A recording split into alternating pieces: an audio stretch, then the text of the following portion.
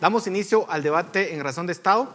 Hoy tenemos a dos invitados para analizar el tema de las Cortes, el sistema de justicia en Guatemala. Tenemos en primer lugar a Andy Yabaloa, analista jurídico de Fundación Mirnamac, y a José Echeverría, presidente de MCN. A ambos, muchas gracias por acompañarnos en esta noche en Razón de Estado. José, empezamos contigo. ¿Por qué el Congreso todavía no elige a los magistrados de la Corte Suprema de Justicia y de la Corte de Apelaciones? ¿Cuál es la agenda que hay de por medio y por qué es importante que se elijan? Sí, yo creo que tal vez la agenda de por medio en el Congreso es una agenda meramente política y creo que lastimosamente la falta de elección de los magistrados de la Corte Suprema de Justicia y Corte de Apelaciones creo que puede responder a dos hechos o dos situaciones concretamente. La primera es la falta de un plazo constitucional derivado a que el 13 de octubre del año pasado, el 2019, finalizó ese plazo constitucional y se prolongó las funciones de esa magistratura y actualmente no hay una fecha límite constitucionalmente a la que estén obligados a elegir. La segunda es la forma de votación que aprobó la Corte de Constitucionalidad.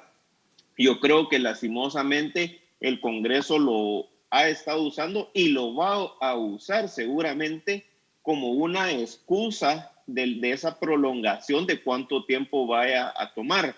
Haciendo algunos números de forma fácil, pareciera que son 264 sesiones que se llevará llevar a cabo la votación de esa forma, en donde cada diputado tiene que expresar a viva voz por qué está votando a favor o no vota o no le da su voto a favor por cada postulante. Entonces, ahorita estamos discutiendo, han pasado 6 agendas o 6 sesiones del Congreso donde ha estado agendado el tema y no lo han entrado a conocer. Después de que pasemos de ese, digamos, túmulo en donde empiecen a conocer, se van a tardar más del año en poder realizar esa votación. Es como la excusa perfecta que tiene el Congreso para no asumir la responsabilidad que tiene en el mandato constitucional de realizar esa elección. Pero ¿cuál es el trasfondo detrás de eso? ¿Qué es lo que se pretende, Andy?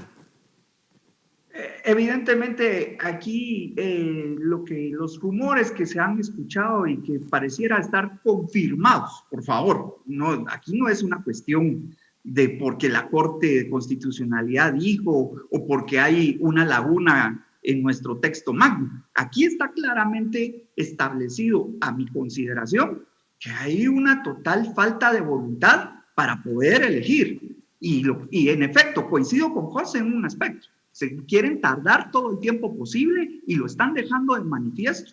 Si atendemos, por ejemplo, las posiciones en las que ubican, fíjense ustedes, esa supuesta elección. Siempre en la agenda legislativa, cuando lo agendan, lo colocan de último. Y sabemos perfectamente bien de que si de veras quisieran sacar adelante este proceso de elección, lo deberían de considerar como primer punto, ¿verdad? Muchas de las leyes que están considerando, por favor, son leyes que incluso han tenido en el tintero desde hace tiempo. Aquí la agenda es no elegir para ver, fíjense ustedes, si logran algunos otros cambios en el contexto general del país y así sentirse más protegidos. Es una agenda pro impunidad a nuestra consideración. Ahora, Andy, el punto de José era, fue la Corte de Constitucionalidad la que abrió esta posibilidad cuando hace casi un año dice que se podía posponer esa elección. ¿Es así o cómo lo tenemos que interpretar? Porque luego la Corte de Constitucionalidad dice, bueno, hay que elegir, ahora sí. ¿Cómo interpretamos eso? Yo creo que hay que tener claridad en un aspecto.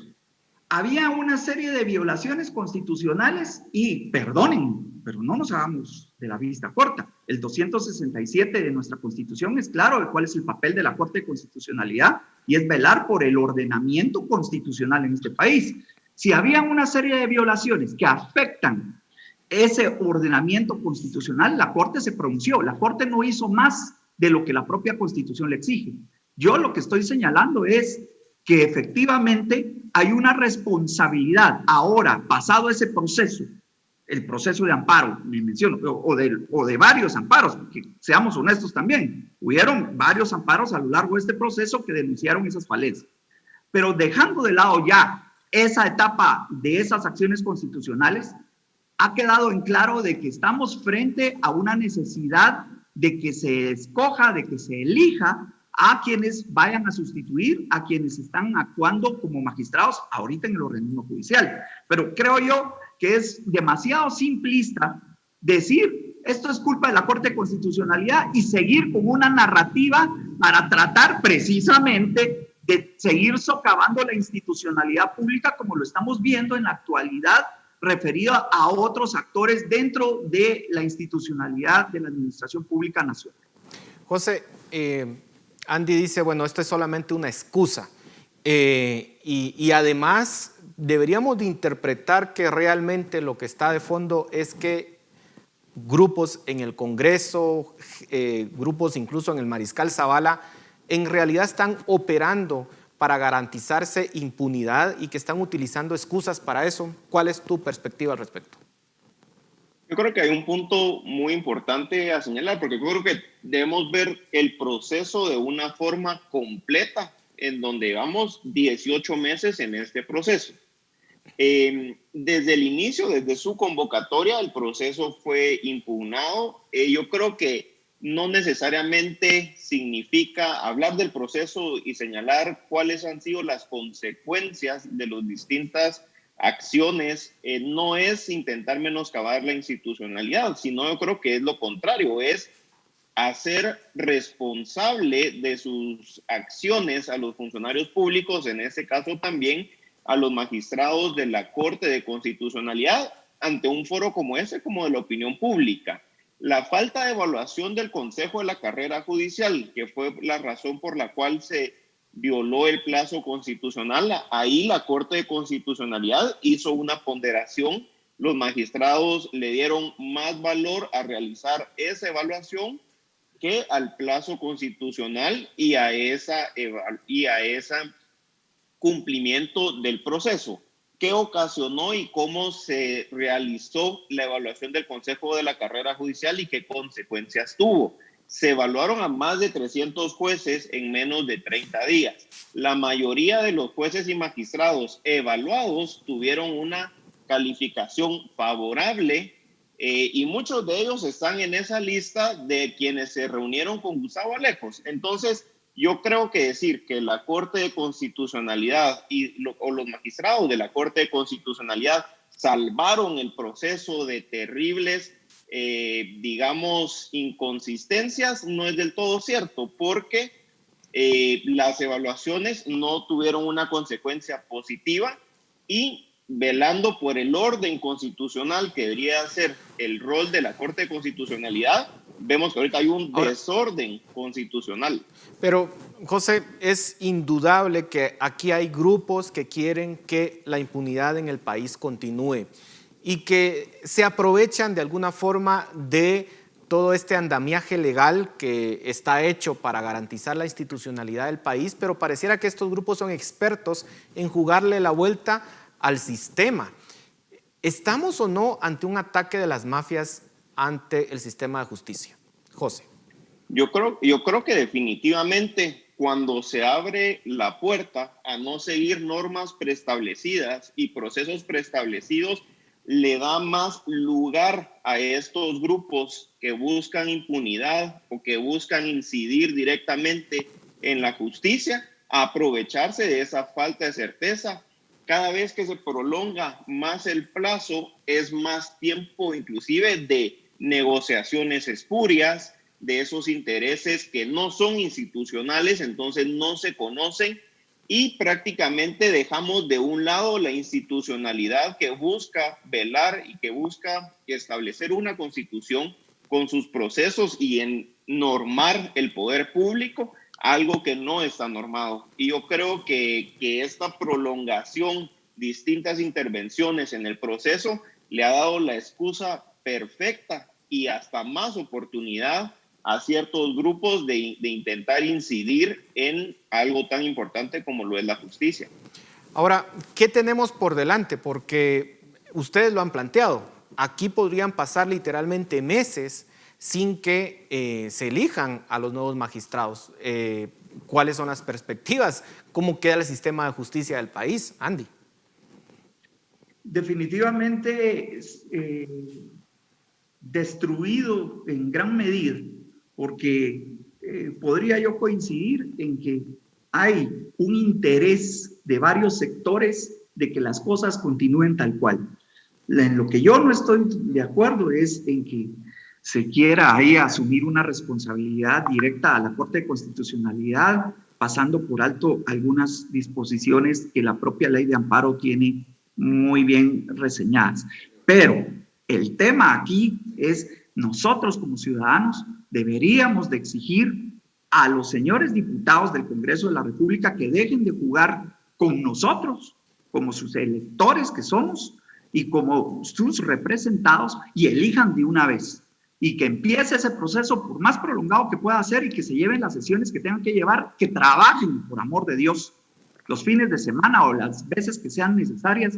Es lo que muchos queremos y que nos gustaría ver, que realmente se ganen el salario que obtienen, pero que lo hagan en pro de Guatemala y del bien común, como lo dice el artículo 1 de la Constitución.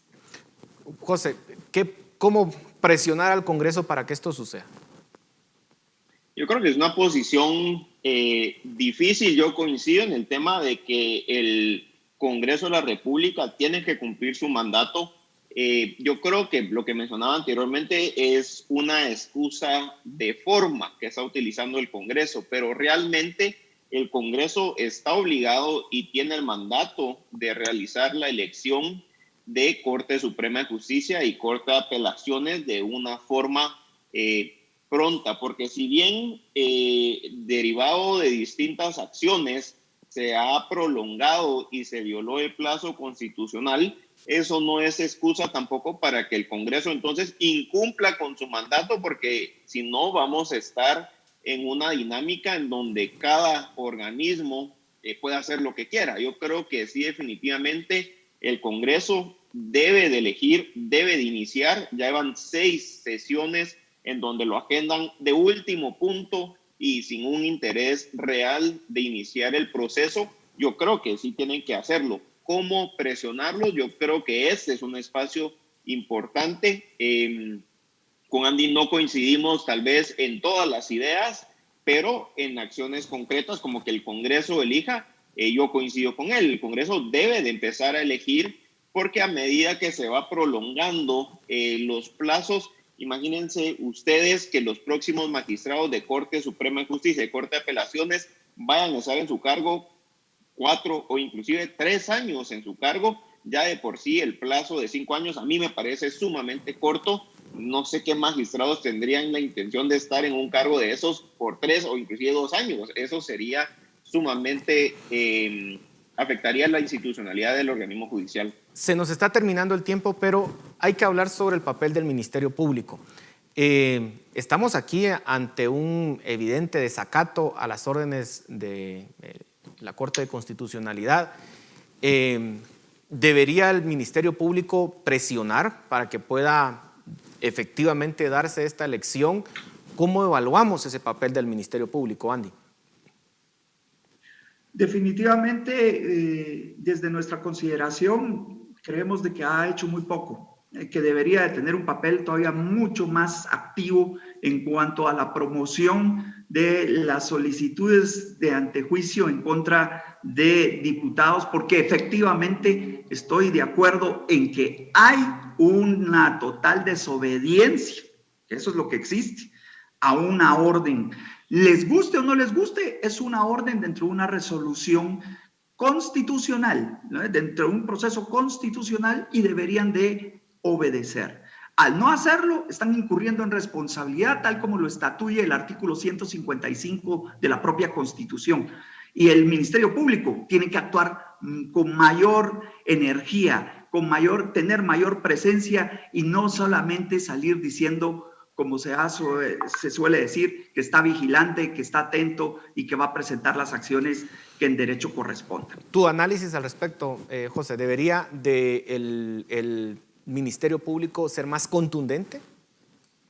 Yo creo que el Ministerio Público tiene que cumplir su mandato constitucional de persecución penal pública de una manera objetiva y sin sesgos. Yo no veo tan claro un evidente desacato, como lo menciona Paul. Creo que el acuerdo que aprobó el Congreso lo hizo de una forma para cubrirse más o menos las espaldas. Entonces yo no creo que la respuesta esté necesariamente en el Ministerio Público. Yo creo que la respuesta lastimosamente cae en la institución que tiene menor confianza ciudadana, que es el Congreso de la República. Pero, José, el tema aquí es que entonces cualquiera puede interpretar, cualquiera puede decidir no acatar una orden judicial. Queda a criterio subjetivo de cualquiera. ¿Eso es válido en una república?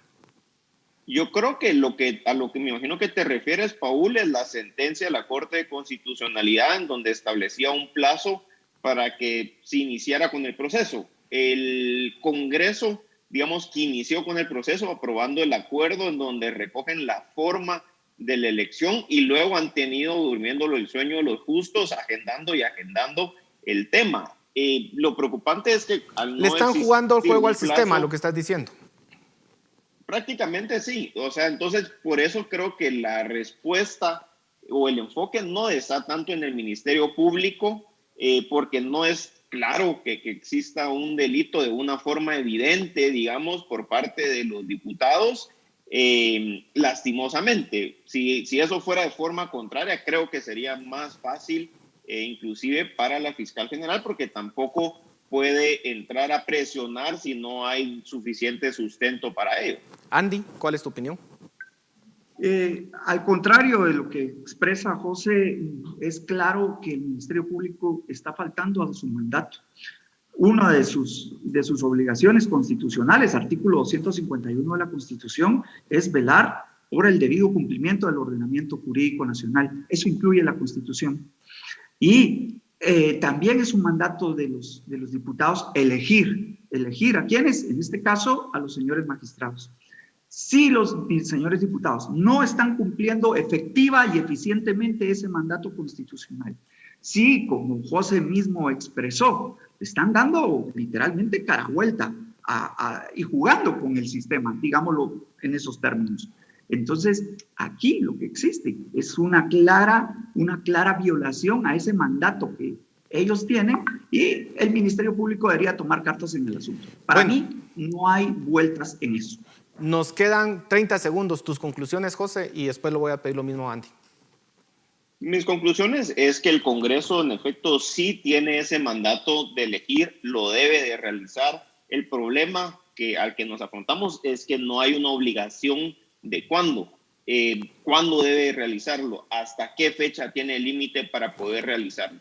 Eso es lo que nos tiene en este embrollo. Yo creo que hacia ahí deberíamos de apuntar para solventar esa situación y que el Congreso elija de forma que inicie el proceso y no solo lo agende en último punto de agenda. Andy, tus conclusiones. El Congreso tiene que elegir de forma inmediata, de forma efectiva y dar muestras de esa intención al agendarlo en un puesto que sea adecuado y, sobre todo, que no se instrumentalice la ley para buscar justificaciones para no hacerlo, sobre todo eso, y tiene que ser de forma inmediata. Aquí no hay que estar buscándole tres pies al gato. Gracias. Perfecto, muchísimas gracias a ambos por sus aportes. Esperamos que el Congreso cumpla con esa responsabilidad histórica que tiene y que pueda cumplir con la ciudadanía. A ustedes en casa, muchísimas gracias por su atención. Esto es Razón de Estado.